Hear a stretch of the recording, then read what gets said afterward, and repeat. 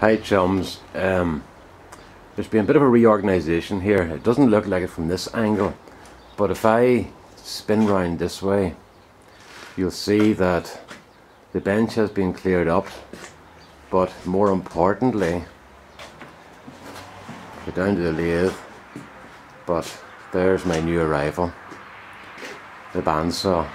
That is just the best thing ever happened. I've been waiting for 5 years to get a bandsaw, so you can imagine how pleased I am. What I did was, the motorbike was in here. Where's my finger? There's in here. So I took it out and set it over here. Now it's still in the way, but it's going to be moved. And then that left me the space to work here. So I was able to get these shelves and put those in. And then I built like a saw center. Now the way this works is, there's the bandsaw. So everything that goes onto the bandsaw table is going on at that height. And you see that height goes above the bars of the miter saw. And then the miter saw is down below. So everything goes underneath the bandsaw table. So it means that I can feed in from the same direction for both things. It leaves me loads of room here to feed planks in. And I've got room at the other end to do long cuts. So I'm very pleased. So basically what this means is I'm able to walk right the way around the workshop now. And over here I have a little sander, disc and belt sander, and I've got a little circular saw here. Oh, it's just like a wee toy, but it does what I need to do. All I need to do is cut pen blanks and sheets of corian, so it does my job very best. The problem was that was in behind the lathe here, and it was just a pain to try and get it out, so I didn't bother. Another wee thing I did was to try and keep these shelves tidy. I put up this shower curtain, which means that I can work away at the lathe and no problems of dirt coming down the back.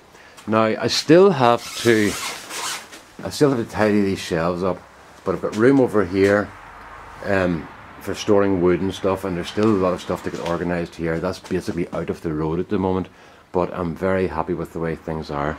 Now, just on a couple of things I've done since, Andy Davis by the Sea gave me a tip.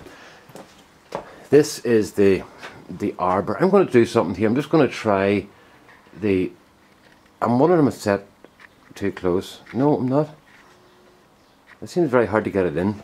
Right, that's the arbor for the pens. Now, the issue was that, see, I'm left-handed and I've got this in my right hand, so I'm going to have to keep leaning across the camera here. To do the pen parts was okay when you had a small part in like that, like a cap. You could press a cap. But then the problems arose in that I couldn't get, oh, this is bad, I couldn't get a pen and a transmission in because it wasn't enough space. So what I did then was I made a little spacer. Oh, get that back up again.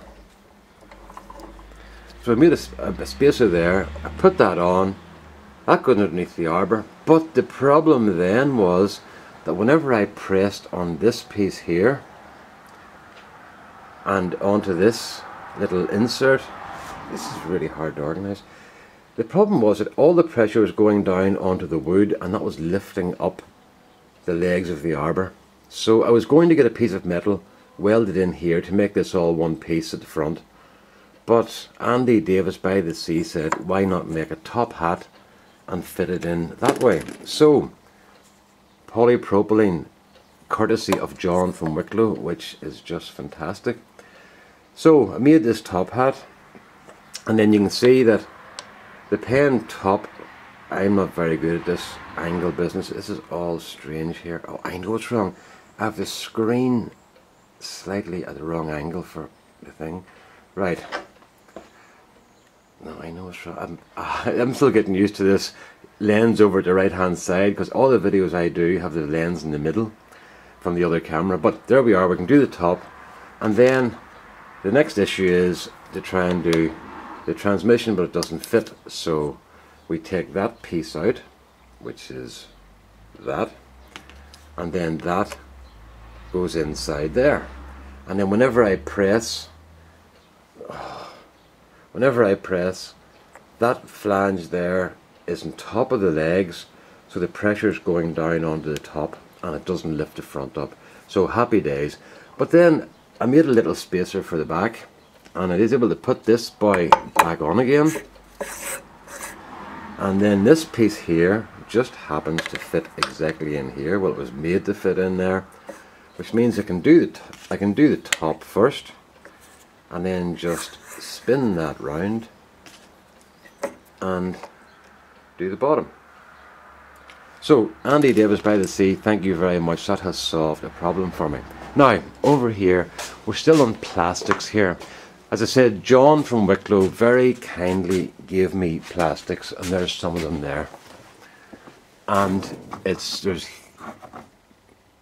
HDPE, Delrin, nylon, acetate, I'm not sure, acetal, and UHMWPE, and there was also polypropylene, which was over there. So then what I did was, I made John a dibber, and he wants me to put graduations on it for inches. But the problem is, how do I hold this again?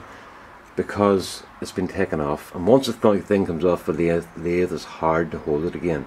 So what I did was, back to John's nylon, and this will help explain to John what exactly I am at here and why I want it. Now, I made this. So as you can see inside that, you might be able to see it's threaded. That's a 1x8 thread. So I held that in a chuck. I drilled it and threaded it, and then I turned it round, threaded it onto the headstock, which is 1x8 TPI, and then I was able to make a little depression in it. Right? That depression fits the end of the dibber. So in order to make this work, I will install this on this revolving center, which has a 1x8 thread. So that will go on that, and then that whole business goes in here. And then to do the other end, I've got a little bit of the polypropylene left. What I'll do is I hold that in a chuck and drill a hole slightly bigger than the diameter of this. Okay, so that means that will go into it, but it's going to be sloppy inside it. So the way around that is, after I've drilled the hole, I'll then cut a piece of the rim out, which will give me basically like a bracelet with a crack in it, a space in it. I can put that inside a chuck and put this inside the hole that's going to be here, and then I can tighten up the chuck, and the compression on this piece here will hold the end of the dibber. So we'll be able to put the dibber back in again by holding it at both ends using the plastic. So John, that is the sort of thing that I'm using the plastic for, and it is just fantastic, because once you use this stuff, it's stable, it's inert, and it just stays the same forever. So it's a huge resource, and a very helpful resource. So John, thank you for your help with that. So that's basically my little shed review, and I've got it fairly well tidied up. I've still to do work over here in these shelves, but it's hard to do everything at once because the garden is doing a lot of screaming at me at the moment. So there's 9 minutes. I'm trying to keep these below 5. So that'll do, folks, for now. All the best. Bye bye.